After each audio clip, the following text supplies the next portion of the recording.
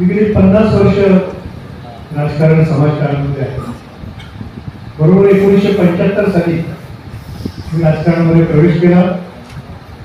10 वर्ष सातत्याने युवक काँग्रेसचा अध्यक्ष होतो आणि त्यानंतर सहकार चळवळीत प्रवेश केल्यामुळे राजकारणापासून थोडासा अलिप्त झालो. त्यानंतरही नगरपालिकेच्या राजकारणात मी सक्रिय होतो. माझ्या पत्नीला नगराध्यक्ष पदाची संधी सुद्धा आपण सर्वांनी दिली आणि ती संधी सुद्धा जी दिली, मला आठवतं 18 डिसेंबरचा तो दिवस. दुसऱ्या दिवशी माझ्या घरी माझ्या मुलीचं लग्न होतं आणि स्वर्गीय शंकररावजी काळेसाहेब अचानक माझ्या घरी आले. नगराध्यक्ष पदाचा विचार सुद्धा कुठं केलेला नव्हता. काळेसाहेब माझ्या घरी आले.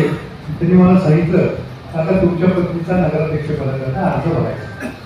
पोलीस साहेबांची माझी चर्चा झालेली आहे.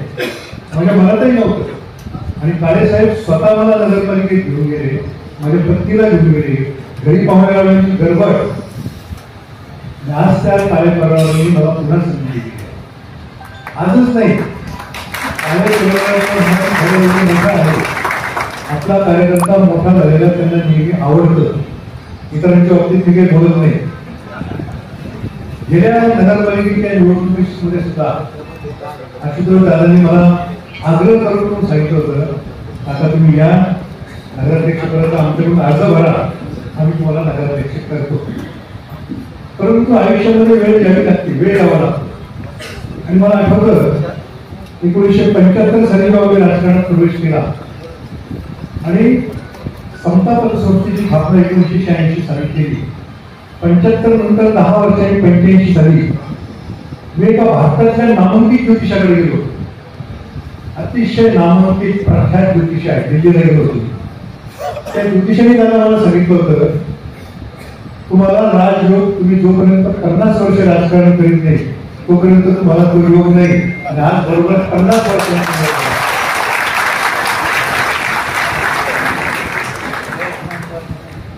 25 वर्ष मला थांबावं लागलं आणि 25 वर्षामध्ये सुद्धा सारखे मनामध्ये विचार येते, आपण गावाकरता ते किती केलं पाहिजे. राजकारण न करता सुद्धा गावाकरता काय काय करता येईल ते करायचा प्रयत्न मी निश्चितपणे गेल्या 25 वर्षामध्ये केलेला आहे.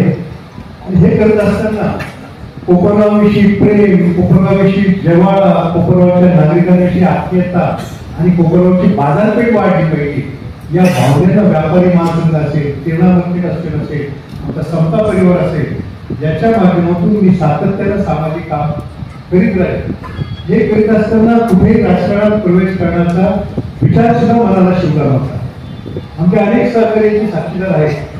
मी नेहमी सगळ्यांना सांगतो की आपल्याला राजकारणात जायचं नाही, केलं तेवढं राजकारण पुरेसं आहे आपल्याला.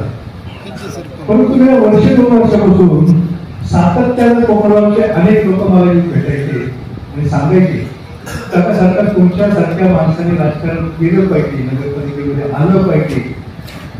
आणि मी जेव्हा महाराष्ट्रावर फिरायचो, दादांनी आता सांगितलं की मी आंतरराष्ट्रीय पातळीवर जी आपली पतसंस्थांची संघटना आहे तिच्यावर सुद्धा खजिनदार आहे.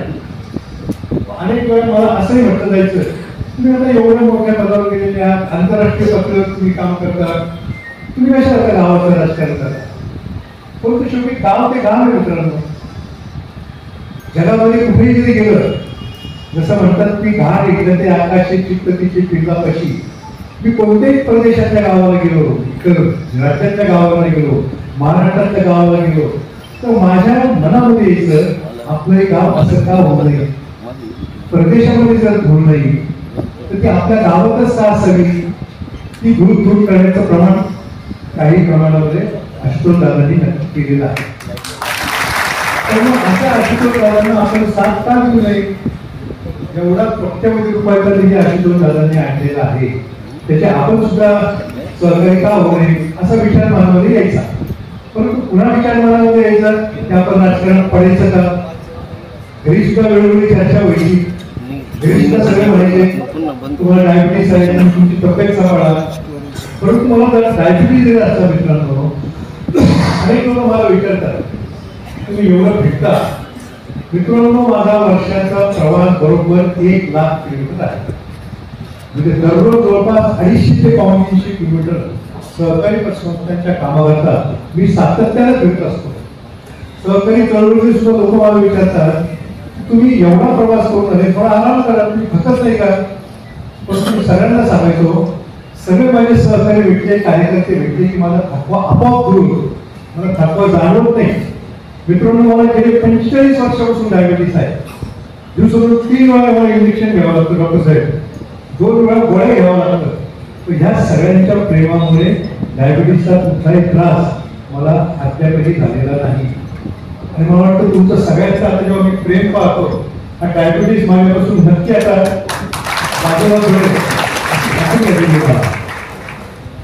आणि हे काम करत असताना मी दादांना कालही सांगितलं, दादा मला काय डायरेक्ट ऐके ना, 2-3 दिवस सातत्यानं दादांचा धर्म होता, मला सातत्यानं आग्रह होता. मला भीती एक वाटत होती, जरा 4 उमेदवार तुमच्याकडे आहे, मी प्रवेश केला मला संधी देतो, बाकीचे काय म्हणतील? तुमचे दादा कार्यकर्ते एवढे उदार मानायचे आहे, एवढे निर्धार मानायचे आहे. मंदार असो, सुनील भाऊ असो, विवेक असो, कृष्णा असो, मी सकाळपासून पाहतो कुणी एका नव्या पैशातून सुद्धा आढावा घेतलेला आहे. सगळ्यांनी दादा माझ्या देखील सांगत होते की दादा तुम्ही जो निर्णय घ्याल त्याला आमचा पाठिंबा आहे. ते माझ्यावर सुद्धा तुम्ही मंडळी प्रेम दाखवले, हे प्रेम मी विसरू शकत नाही. आणि या प्रेमातून उत्तर होण्यासाठी जेव्हा तुम्ही मला नगराध्यक्ष पदाची संधी द्या, नगराध्यक्ष पदाची संधी मला मिळणार हा माझा आत्मविश्वास आहे. रेकॉर्ड ब्रेक मधून आपण सांगून घेतो. आणि त्याचबरोबर माझ्या जोडीला सगळे नगरसेवक दिले पाहिजे. 30 नगरसेवक तुम्ही माझ्या जोडीला दिले पाहिजे, त्या दिवशीच मला आनंद होतो. आणि हे देत असताना मी सगळ्यांच्या घरी येणार आहे, जास्तीत जास्त लोकांपर्यंत जाऊन पोहोचण्याचा प्रयत्न निश्चितपणे करणार आहे. जे काही आपल्यातले नाराज असतील त्यांची सुद्धा मी स्वतः समजूत करेन. मला कोणताही कमीपणा कधी आतापर्यंत वाटलेला नाही, सगळ्यांची समजूत काढायला मिळते. फक्त प्रश्न असा पडलेला आहे दादा, मला सकाळपासून फोन एवढे इनकमिंग फोन चालू आहे की तुमच्याकडे ही इनकमिंगची लाईन लागणार आहे.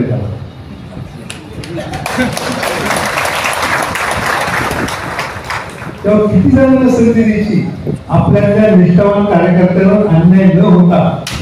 मला खात्री आहे निष्ठावान कार्यकर्त्यांना काळे परिवार आतापर्यंत नक्की संधी देत आलेला आहे. सतीश कृष्णाने किती निष्ठावान आहे काळे परिवाराचे. सतीश तुम्हाला कधी काळे परिवाराने सोडलेलं नाही. असे निष्ठावान कार्यकर्ते काळे परिवाराला मिळाले आहेत. आणि त्या परिवारामध्ये त्या पक्षामध्ये मला समावेश झाला, माझा प्रवेश झाला, याचा मित्रांनो मला अतिशय आनंद होत आहे. या पुढचं माझं आयुष्य केवळ कोपरगाव आणि कोपरगाव हे माझं एकत्रित आयुष्य मित्रांनो समर्पित राहील. फक्त हे करत असताना दादांनी कालही सांगितलं, कारण जेव्हा अजितदादांसमोर आमचं बोलून झालं, पण दादा मी नगरपालिकेमध्ये छोट्या मोठ्या कामावर काही फारसे येणार, तुमचे जे बाकी नगरसेवक आहेत त्यांना ती कामाची पूर्ण संधी आपण देऊया, त्यांना स्वातंत्र्य देऊया. मला मोठी मोठी कामं असतील, बोंबोन निधी आणायचं असेल, त्या निधीचं नियोजन कसं करायचं, ते कामं व्यवस्थित कशी करून घ्यायची, ज्या नियोजनामध्ये कोपरगाव शहर आतापर्यंत कमी पडलेलं आहे. कसं कमी पडलं लक्षात घ्या. निधी आणला स्विमिंग पूल करता, कुठं स्विमिंग पूल क्रीडांगणाकरता निधी आणला, कुठे गेलं ते क्रीडांगण, एसटी स्टँड बांधलं गेलं, कसं बांधलं गेलं एसटी स्टँड. या सगळ्या निधीचं आपल्याला मित्रांनो नियोजन करायचं आहे. आणि ते नियोजन करण्याकरता मला एक टीम घेतली, त्याला काय नाव द्यायचं ते आपण बघू. आमचे व्यापारी महासंघाचे काही मित्र आहेत, काही आपल्याकडे क्रीडा संघटना आहे, त्यांच्या सहकार्याची आपण मदत घेऊ, लायन्सची क्लबची आपण मदत घेऊ. अशा ज्या विविध सामाजिक संघटना आहेत, तुमचं बार असोसिएशन गावातले साहेब, अशा कामामध्ये कोणी अडचणी आणणार नाही याची तुम्ही त्याच्यामध्ये दखल घ्या, कायदेशीर दखल. आणि ते काम कायदेशीर कसं होईल याची तुमच्या सारखे सुद्धा दखल घेतली पाहिजे. सर्व पत्रकार मित्रांना माझी विनंती आहे, आतापर्यंत पत्रकारांनी माझ्यावर खूप प्रेम केलेलं आहे, अतिव प्रेम केले. अति नाही म्हणणार, अति म्हटलं त्याचा गैरअर्थ काढ, अतिव प्रेम केले. विनोबाई सहकारी संस्था चळवळीमध्ये आहे, सगळ्या तुम्हाला पत्रकारांमध्ये आहे. माझ्या छोट्या छोट्या बातम्याला सुद्धा राज्यपातळीवर तुम्ही प्रसिद्धी देता, आमचं मूवी पिऊन त्याला प्रसिद्धी देतो. असंच प्रेम कोकणावर करता माझ्यावर ठेवा. मी काम करीत राहणार. काम करीत असताना चुका माणसाकडूनच होतात. मी सुद्धा माणूस आहे. हा, जो काम करतो तोच चुकतो. आता कामच करायचं, कामच करायचं मी त्याचं सुद्धा काही अर्थ काढू नका. आपल्याला या कोकणावर करता निश्चितपणे काम करायचं आहे मित्रांनो. आणि आशुतोष दादांच्या सहकार्यानं, आशुतोष दादांचं सरकार दरबारी किती वजन आहे ते मी स्वतः बघितलेलं आहे, ते अनुभवलेलं आहे. त्या वजनाचं कोकणगाव हे गाव किमान नगर जिल्ह्यामध्ये तरी 1 नंबरचं झालं पाहिजे. त्याच्यामध्ये आपल्याला पालकमंत्र्यांची सुद्धा नक्की साथ मिळणार आहे. पालकमंत्र्यांचे दादांचे जसे संबंध आहेत तसे माझे पण काहीतरी आहेत ना. पालकमंत्र्यांच्या सहकार्यानं, दादांच्या सहकार्यानं बरोबर पाहिजे. तेव्हा दादांच्या पद्धतीनं आणि सन्माननीय माझे आमदार अशोकराव काळे असतील, पुष्पताई काळे असतील, चैतन्य काळे असतील, या सगळ्यांच्या सहकार्यानं आपण कोकणावर एक चांगलं नाव उभं. मला आठवतं 10 वर्षापूर्वी आम्ही जेव्हा इथं कार्यक्रम घेतला होता मेक इन इंडिया नावाचा, त्यावेळेस आम्ही ठरवलं होतं कोकणावरचं कोकटाऊन करायचं. परदेशामध्ये जसं कोकटाऊन नावाचं गाव आहे तशा पद्धतीचं कोकणावर आपल्याला निश्चितपणे करायचं आहे. कोकणावरचं गाव पण आपल्याला जपायचं आहे.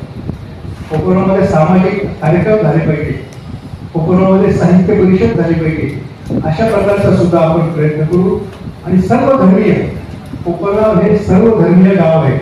हा सर्व धर्मीयपणा बरोबर सदाबाई, हा सर्व धर्मीय जे काही आपलं वातावरण आहे सत्ताबाई हमारे साथ सत्ताबाई है ना, इससे उनका नाम आता है. महमूद भाई आपकी मदद से ये गांव का जो एकोपा है वो भी हमें कायम रखना है. बरोबर आहे. त्या पद्धतीने आपण आपलं मार्गक्रमण निश्चितपणे चालू करू. उमेदवाऱ्या दादा 1-2 दिवसात जाहीर करतील. दादा सगळ्यांना एकच सांगतो, कुणाच्या उमेदवारीबाबत मला अजिबात अट्टहास असणार नाही.